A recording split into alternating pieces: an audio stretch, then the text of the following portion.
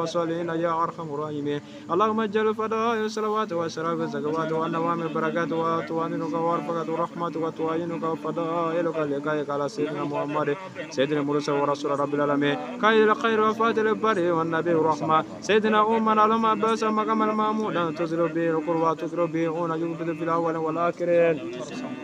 Ini apa kau bersih kaya ni? Oh, tapi ini apa pun? Mana ni kau terus? Mana kau dah? Ini dia.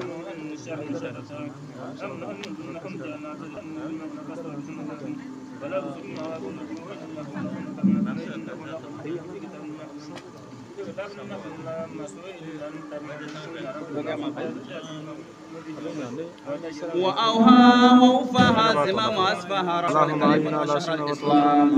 وشهر الإسلام وشهر الإسلام اللهم أعين على السنة وتوفنا على أولاد من النبيين والسرقين والشهداء وطلعت يمين الكمائم والبحر سيدنا والنبينا محمد الذي بباهر آيات أدوات الأنوار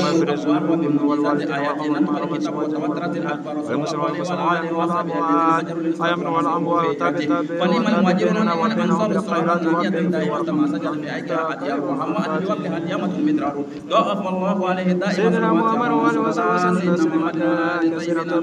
صلاة موصولة دائمة الاتصال بالدوام الجلال اللهم صل على سيدنا محمد وآله بالعقداء الذي هو قطب الجهالة وشمس النبوة والرسالة والهادي من الضلالة والمنقذ من الجهالة صلى الله عليه وعلى آله صلاة نائمة والتوالي متعاقبة بالطواف بالحيام والليالي اللهم صل على سيدنا محمد النبي الزاهد ورسول ملك الصمد الواحد صلى الله عليه وسلم صلاة دائمة إلى منتهى الأبد بلا انقطاع ولا نقصان وبما عمل كل شيء وكان عظمته وجلاله وجماله على سيدنا محمد النبي وعلى آله وسلم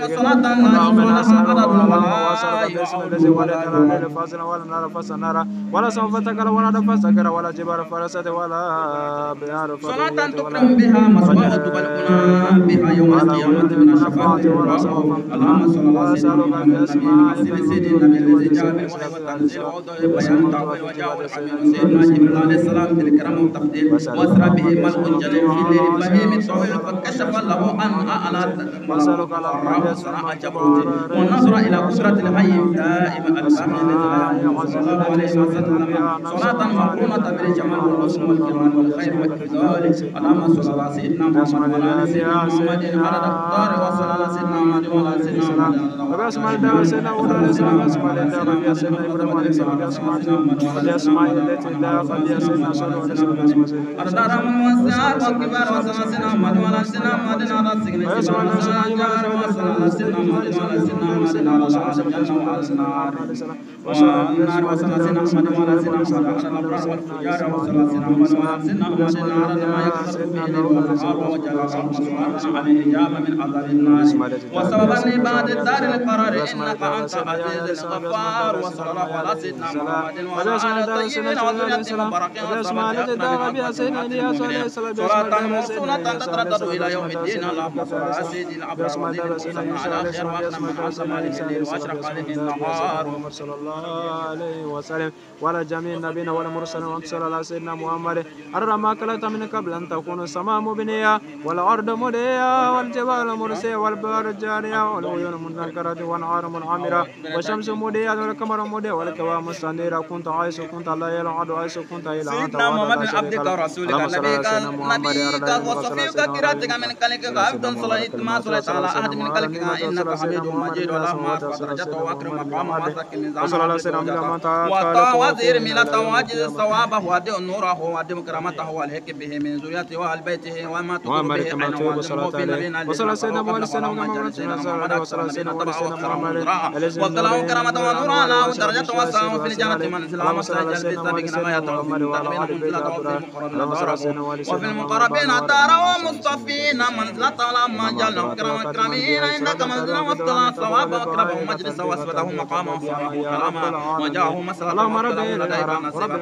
فيما عندك رغبة وانزله في غرفات الفردوس من الدرجات الأولى التي لا درجة فوقها اللهم اجعل سيدنا محمد أصدق قائل وجاء سائل وأول شاف وأول شاف وأفضل مشاف وشاف بمته بالشفاعة يغبطه بها الأولون والآخرون وإذا ما يطيباتك بفصل قضائك فجل سيدنا محمد في الأستقين قيل وأصلنا حملا وفي المهديين سبيلا اللهم اجعل النبي لنا فرضا اجعله دخولنا موئدا لأولنا وآخرنا اللهم انصرنا في زمرة واستعملنا في سنته وتوفنا على أمينة وارفنا وجعلنا في زمرة وحزبه اللهم اجمع بيننا وبينه كما اللهم صل على سيدنا محمد رحمة بيننا وبين كتاب وشهادة ملائكة وتوردنا وتجعلنا من الفقاء مع المنعم عليه من النبيين والصديقين والشهداء والصالحين أولئك رفيقا اللهم صل على سيدنا محمد وحسن أولئك رفيقا اللهم صل على سيدنا محمد النور الهدى والقائد للخير والداعي إلى رشد النبي يا رحمة وإمام المتقين ورسول رب العالمين لا نبي بعده كما بلغ وترى آياتك كما فتوشك ووفى بآلك وانقص حكمك وأمر بالطاعة والنهى عن المعصية والله وليك الذي طيبان تواليه ودعتك الذي طيبان تواتيه هو صلى الله على سيدنا محمد اللهم صل على جل الأجساد ولا مقيم ولا عروش ولا جل في الأجر ولا روح في الأرواح ولا موقف في المقاصد ولا مشهد في المشاعر ولا ذكر إذا تقرأ صلاة منا على نبينا اللهم ابلغ منا سلاما كما ذكر السلام والسلام على النبي ورحمة الله تعالى وبركاته اللهم صل على ملائكتك المقربين وعلى أنبيائك المطهرين وعلى رسلك المرسلين وعلى حملة عرشك وعلى سيدنا جبريل وسيدنا ميكائيل وسيدنا إسرافيل وسيدنا ملك الموت وسيدنا رضوان قاسم جنتك وسيدنا مالك وصل على كرام الكاتبين على كرام الكاتبين وصل على آل طاعتك اللهم صل على سيدنا محمد اللهم آتي على بيت نبيك أفضل ما أتيت أحدا من آل بيوت المرسل وأجد أصحاب النبي أفضل ما جزيت أحدا من أصحاب المرسلين اللهم اغفر للمؤمن والمؤمنات والمسلمات الحياة منه والموت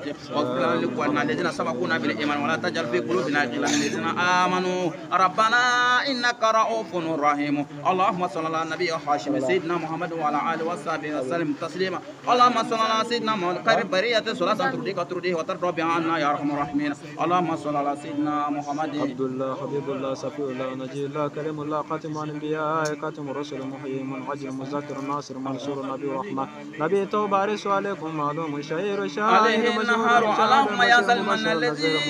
لا يكفى امتنا وطول الذي لا يجازى الى اموسان ونسالك بك ولا نسال لأحد غيرك بفضلك على سنتنا انت كسؤال ولا توفقنا بلصالح اعمال وتجعلنا من العاملين يوم القيامه يا ذا العزه والجلال اسالك يا رب انت أقدم السرق رحمة البشرى قيسك يا سليمة الذي لا يزيد به مقام ولا يستمر عليه الزمان أسألك بأسمائك الحسنى كلها بأعظم أسمائك إليك وأشرفها إنك منزلها وأجزل شفا يا شفيع صالح مصلي ومهيمن صالح إجابة وباسمك المكتوم مكتوم جليل الأجل جليل الأجل الأكبر الكبير الأكبر العظيم الأعظم الذي تحب ترضى من تعاقب به وتستجيب له والناس وكل متوكل الكفيل الشفيع المقيم السنة القدس الروح القدس عالم الغيب والشهادة الكبير المتعالى أسألك باسمك العظيم الذي إذا دعيت به عجبت والتصل في عمرك وصلك باسمك الذي يسر سابق وسائق العادم والهوى وكل شيء خلقته يا الله يا رب استجب دعوتي استجب دعوتي يا من له العزة والجبروت يا ذا الملك والملكوت يا من يفوق لا يموت سبحانك ربي ما ذو شأنك وارفع مكانك أنت ربي يا متقدم يا جبار يا قادر يا قوي يا تبارك يا عظيم عليك يا عليم سبحانك يا عظيم سبحانك يا جليل واسألك باسمك العظيم والطاهر الكبير ولا تسلط علينا جبارا وليدا ولا شيطانا مريدا ولا إنسانا حسودا ولا ضعيفا من خلق ولا شديدا من وبلا برا ولا فاجرا ولا عبيدا ولا عنيدا اللهم إني أسألك فإني أشهد أنك أنت الله الذي لا إله إلا أنت الواحد الأحد الصمد الذي لم يلد ولم يولد ولم يكن له كفوا أحد يا من لا هو إله ويا من لا إله إلا هو يا عظيم يا عبد يا دهري يا دوم يا من هو الحي الذي لا يموت إلهنا يا إلهنا وإله كل شيء إلها واحدا لا إله إلا أنت اللهم فاطر السماوات والأرض عالم الغيب وشهادة الرحمن الرحيم مصطفى بجاينا الباعث الوارث ذا الجلال والإكرام قلوب الملائكة بيدك النواسي إليك فأنت تزرع الخير في قلوب وتمشى لا إله إلا أنت سبحانك أنت بالقلب كل شيء تكره وما تشرب في قلبي من خشيتك ومعرفتك ورحمتك ورغبتك فيما عندك والأمن والعافية والعافية برحمة والبركة منك والهم ثم واغفر للمؤلف وارحمه واجعله من المنشورين في زمرة النبي والصديقين ويوم الزاف بفضلك يا أرحم الراحمين. اللهم امن علينا بالصبا معروفة وهب لنا صحيح المعاملة بيننا وبين خلاصنا والجماعة واسرق التوكل عليك وحسن الظن بك وامن علينا بكل والبهجة الثانية والرحمة عليا من انتجت النبي وتحت اللواء فهم منه وإليه وصل وسلم وبارك عليه وعلى آله وصحبه وعلى ما خلقت ورزقت ومت وأحييت إلى من إلى يوم تبعث من أفنيت وسلم تسليما كثيرا والحمد لله رب العالمين. اللهم صل على من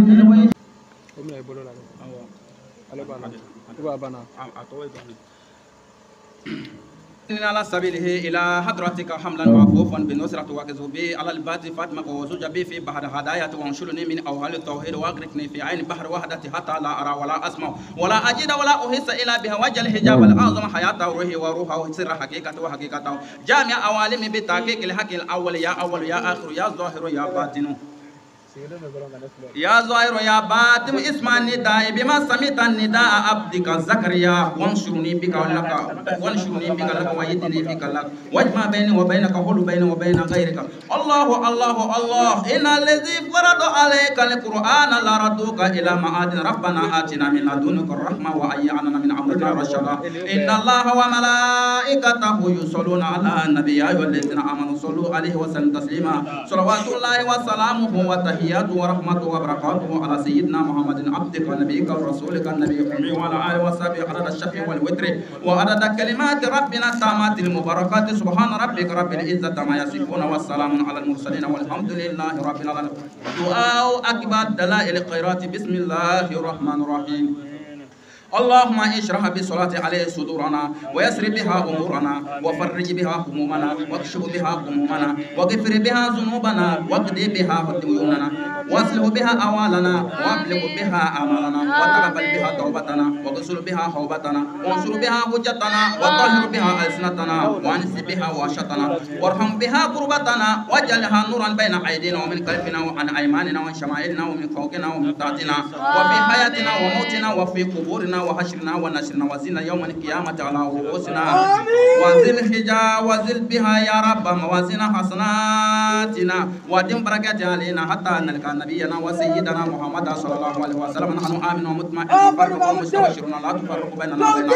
حتى لا تدخلنا مدخل وتاويه ولا جوار الكريم مع الذين أنعمت عليهم من النبيين والصديقين والشهداء والصالحين وحسن أولئك رفيقا. اللهم إنا آمنا به صلى الله عليه وسلم ولم نراه فمتنا اللهم في الدارين برؤيته وثبت قلوبنا على محبته واستعملنا على سنة وتوفنا على ملة وشمنا في زمرة الناجية من حزبه والمفلحين وانفعنا بما انطوت عليه قلوبنا من محبته صلى الله عليه وسلم يوم لا جد ولا مال ولا بنين وردنا حوضه الأصفى واسقنا بكاسه الأوفى ويسر علينا زيارة حرمك وحرمه من قبل أن تميتنا دم علينا إلى إقامة بحرمك وحرمه صلى الله عليه وسلم إلى أن نتوفى. اللهم إنا نشتفق إليك إذ هو أوجه الشفاء إليك ونقسم به عليك إذ هو أعظم من أقسم بحقه عليك ونتوصل به إليك إذ هو أقرب الوسائل إليك. نشكو إليك يا رب كشوة قلوبنا وكثرة ذنوبنا وطول آمالنا فساد آمالنا وقد تكسرنا عن طاعات وهجومنا على المخلفات فنعم المشتقى إليه أنت يا رب بك نستنصر على أعدائنا وأنفسنا فانصرنا وعلى فضلك نتوكل في صلاحنا ولا تكلنا إلى غيرك يا ربنا وإلى جناب رسولك صلى الله عليه وسلم ننتصر ولا تبعدنا وببابك نكل فلا تطردنا وإياك نصرف فلا تخيبنا.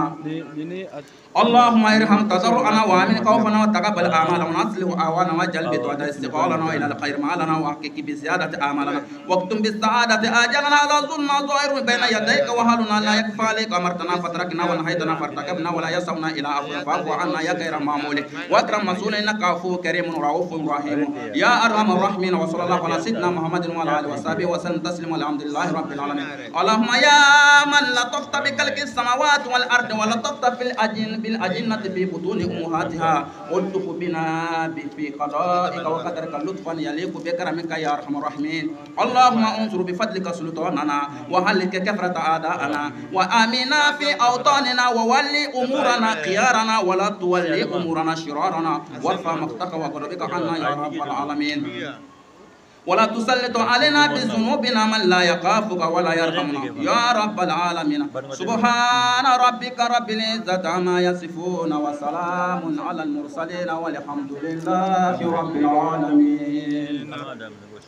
البراجي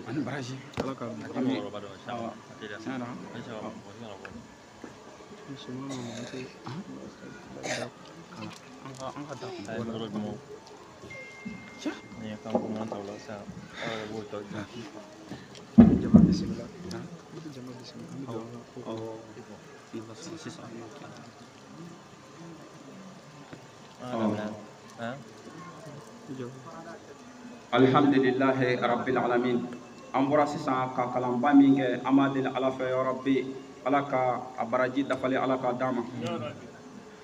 An bɔra ka Ala wele min kɛ sisan an b'a ɲini Ala fɛ magotigiw bɛ yan hamitigiw bɛ yan Ala ka bɛɛ lajɛlen mago dilan san Ala k'a diya. An bɛ su belebele min na an bɛ jama bɛɛ lajɛlen fo k'a fɔ jama ye bɛɛ lajɛlen bɔra i ka so e nana i ka so k'a fɔ aw bisimila sunu ye mawuludu ye.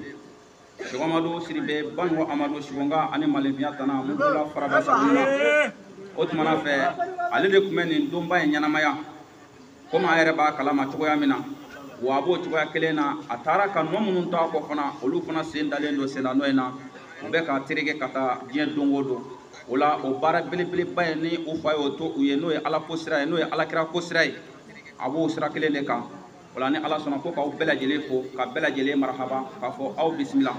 ni Ala sɔnna ma an bɛ na ka na an ka Ala wele an bɛ na olu daminɛ hali bi kuranna kalan barisa an ye kuranna kalan ko caman kɛ ka tila ka dalilu kayirati fana ka o kalan ni Ala sɔnna ma o la baara tɔ minnu bɛ kɔfɛ an bɛ na don olu hukumu kɔnɔna na bɛɛ ni i ka mawuludu ɲɛnamaya cogoya don dɔw bɛ olu b'a ɲɛnamaya ni wajuli ye dɔw bɛ olu b'a ɲɛnamaya ni wurudili ye dɔw bɛ olu b'a ɲɛnamaya ni kasida ye dɔw bɛ olu b'a ɲɛnamaya ni kuranna kalan ye donc bɛɛ lajɛlen n'i ta ɲɛnamaya cogo don o la ni Ala sɔnna ma anw ka seko a ye an tigɛ min na mawuludu ɲɛnamaya cogo la o de ye nin ye ni Ala sɔnna an k'an sigi ka Ala subahanahu wa taala hadɔra Ala subahanahu wa taala ka a bila an kɛrɛfɛ bi su nɔ kuru bɛɛ lajɛlen na ni Ala wele ye a tɔgɔ sanumanw ye o la ni Ala sɔnna an b'o kɛnɛ belebele de kan ko aw bisimila a bɔra a ka so a nana a ka so Alakira Ala k'a k'a yɛrɛ kanu kosɔn ya Rabbi Ala ka hɛrɛ kɛ an ni aw bɛɛ lajɛlen Ala k'o kɛ kuranna bonya kosɔn nin don in an b'a deli Ala fɛ ya Rabbi Ala ka didenw ya Rabbi hali bi Ala ka hɛrɛ jidi don in kɔnɔ hali bi Ala ka hɛrɛ jidi don in kɔnɔ Sheikh Amadu a ka kɔlɔ an b'a ɲini Ala fɛ Ala k'u mɛn an kɔrɔ Ala k'u mɛn an kɔrɔ Ala k'o kɛ Alakira bonya kosɔn Ala k'o kɛ kuranna bonya kosɔn sɔli ala rasuli karim bismillah أعوذ بالله من الشيطان الرجيم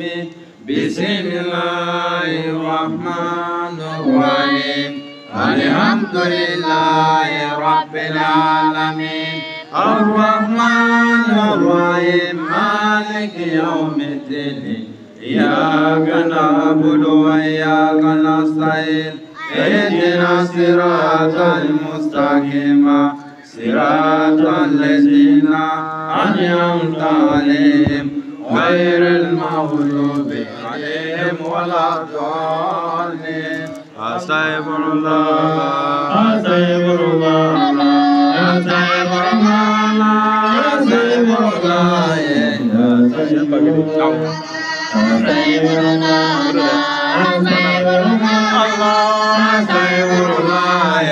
أستغفر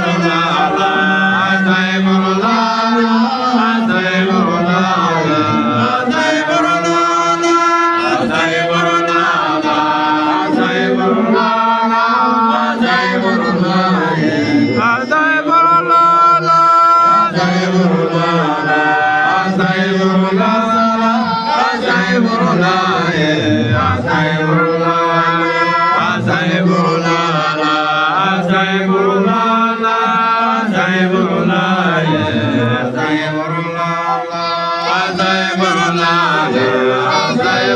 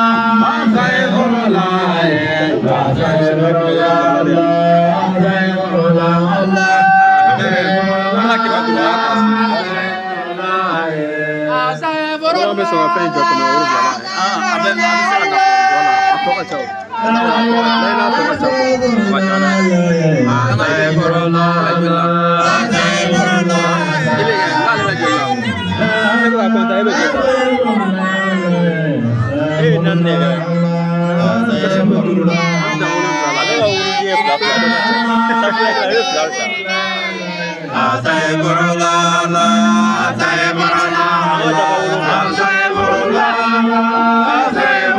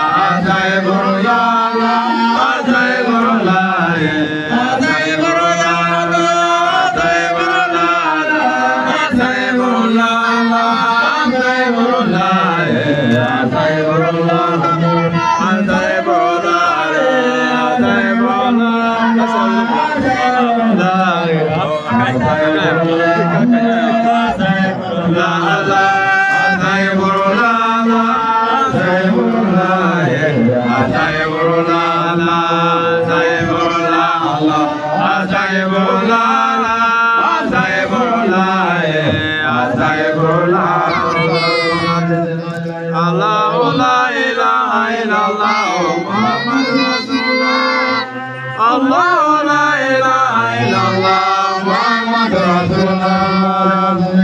Allah la ilaha illallah Muhammad Rasulullah. Allah la ilaha illallah Muhammad Rasulullah. Muhammad Rasulullah sallallahu alaihi wasallam. Muhammad Rasulullah sallallahu alaihi wasallam. La ilaha illallah Muhammad Rasulullah sallallahu alaihi wasallam. Muhammad Rasulullah sallallahu alaihi wasallam. La ilaha illallah Muhammad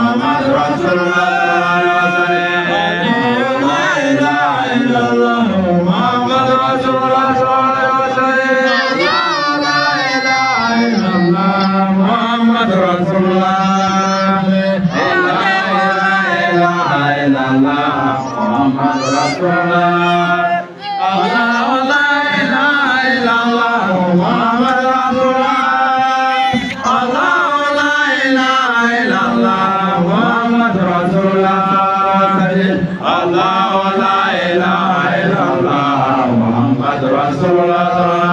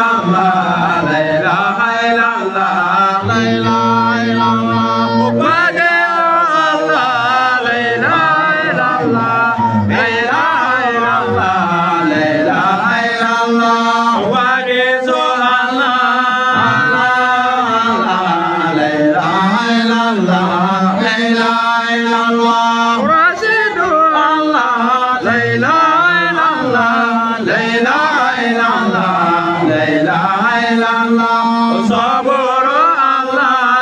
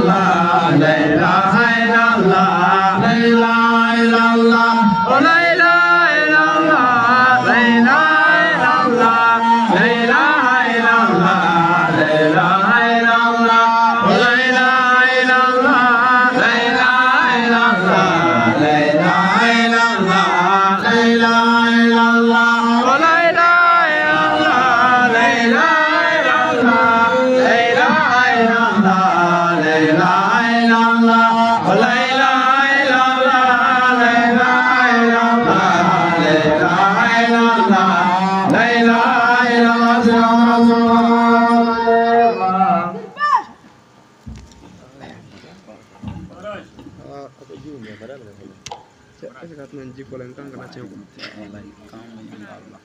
mun da ta yin abru ay bo son ta ka ko la ci do la ngay sa sirigi parce que len ta ngay sa jamana ya e ka da ce ka so تفضل مشتورة المعزز دوبي أنا صوب أنا مقدمو bientôt مقدمو يتسون أنا صوب أي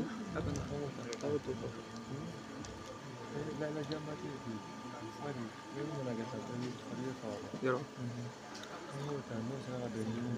أنا تعرف هذا تلك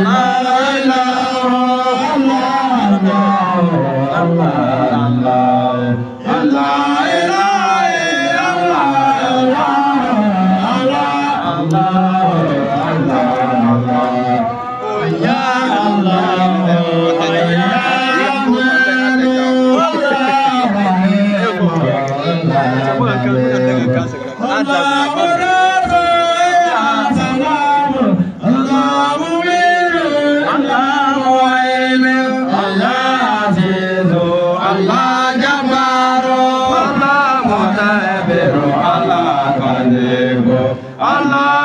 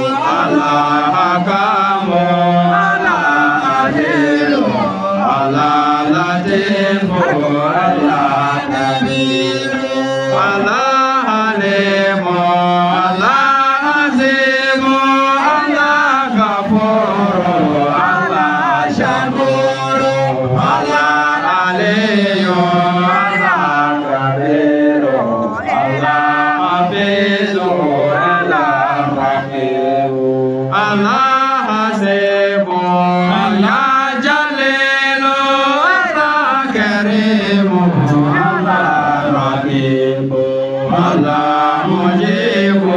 Allah wasi'u, Allah hakimu, Allah wadud, Allah majidu, Allah faizu, Allah syahidu, Allah abu, Allah wakilu, Allah kawiyu, Allah matinu, Allah waliyu, Allah aliyu, Allah muizu, Allah mudiyu, Allah muidu, Allah muhayyu, Allah mudidu, Allah hayyu, Allah qayyumu, Allah wajidu, Allah majidu, Allah faidu, Allah sami'u, Allah qadiru, Allah muradiru, Allah muqaddimu, Allah muakhiru, Allah awalu, ya akhiru, Allah zahiru, Allah batinu, Allah wa ali, Allah mu'ali, Allah bariyu, Allah tawabu, Allah mutakimu, Allah afu, Allah wa'ufu, Allah maliku, Allah muluku, Zul jalali wal ikrami, Allah muskitu, ya jami'u, Allah ganiyu, Allah muliyu, Allah maniyu, Allah dariyu, Allah nafiyu, Allah nuriyu, Allah hadiyu, ya baniyu, Allah bagiyu, Allah warisu, Allah rasidu, Allah saburu, ya saburu, Allah saburu, khairul anani, salatu rabbi ma'a salami, ala habibi khairul anani, salatu rabbi ma'a salami, ala habibi khairul anani, Allah Allah Allah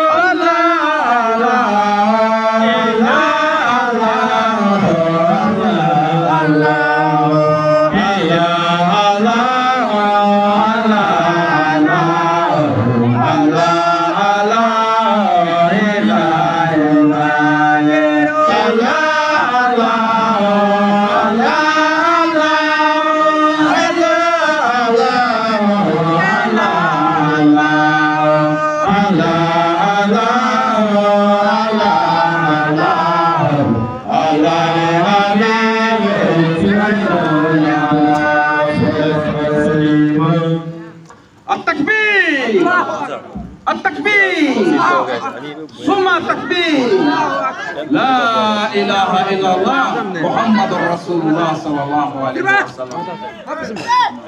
Ang tafe.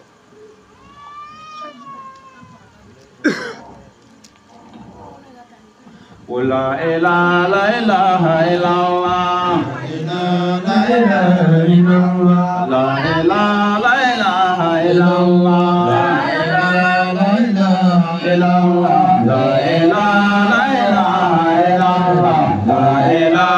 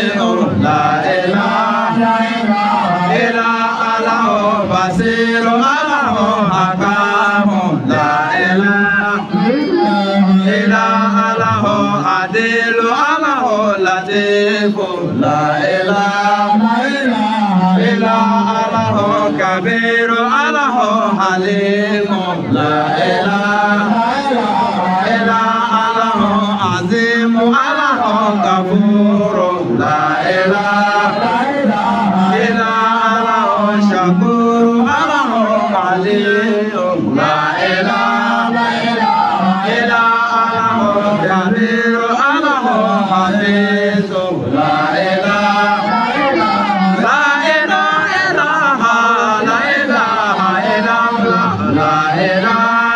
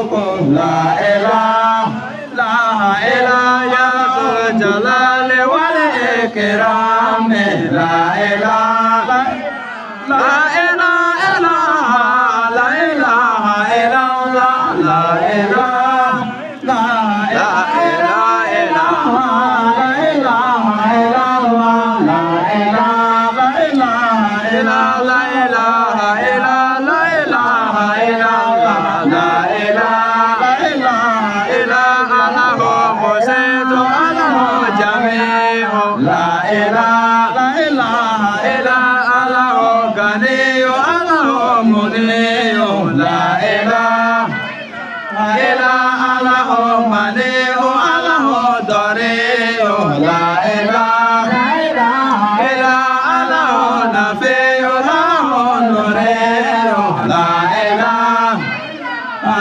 Allah Hadi Allah Badi La ilaha illa Allah Baqi Allah Waris La ilaha illa Allah Rashid Allah Sabur La ilaha illa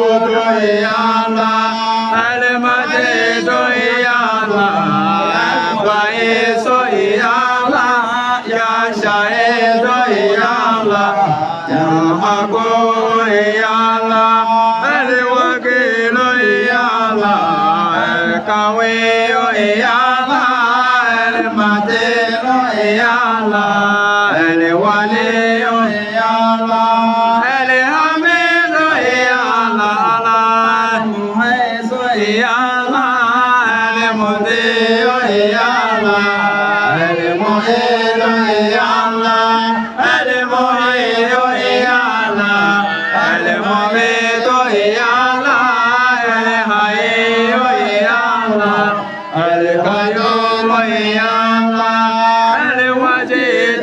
Ya Allah.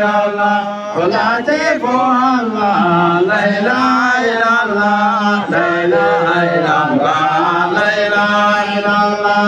Kabir Allah, la ilaha illallah, Hallelujah Allah, la ilaha illallah, Hafiz Allah, la ilaha illallah, Muqitu Allah, la ilaha illallah, Hasib Allah, la ilaha illallah, Jalilu Allah, la ilaha illallah, Karim Allah, la ilaha illallah, Raqib Allah, la ilaha illallah, Mujib Allah, la ilaha illallah, Wasiq Allah, la ilaha illallah, Hakim Allah, la ilaha illallah, Wadud Allah, la ilaha illallah, Majid Allah, la ilaha illallah, Bahiz Allah, la ilaha illallah,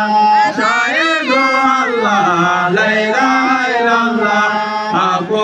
Allah, la ilaha illallah, Wakil Allah, la ilaha illallah, Qawiyu Allah, la ilaha illallah, la ilaha illallah,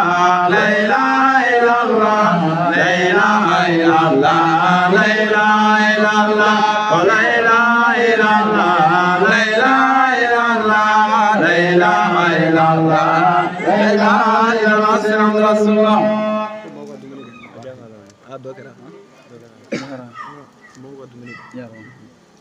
Alhamdulillah Rabbil Alamin. Dogera vraiment an bɛ Ala fo ka Ala barikada Ala min sɔnna ka ni fanga d'an ma an ka se ka sigi ka nin waati kɛ k'a ɲini Ala fɛ Ala ka a minɛ an ye an bɛ minnu banna ya Rabbi Ala k'a bɛɛ lajɛlen dilan Ala ko ka a tɔgɔ yɛrɛ kama tɔgɔ min ka d'a ye ka tɛmɛ tɔgɔ bɛɛ kan ka tɔgɔw cɛla Ala k'a ko kosɔn Ala k'a kɛ Alakira Musafa bonya kosɔn a bangedon su in bonya kosɔn Ala k'an ka hamiw dilan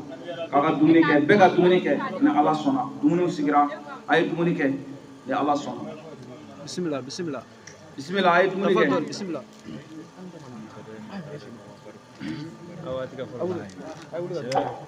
So, ayo gara ka dumuni kɛ.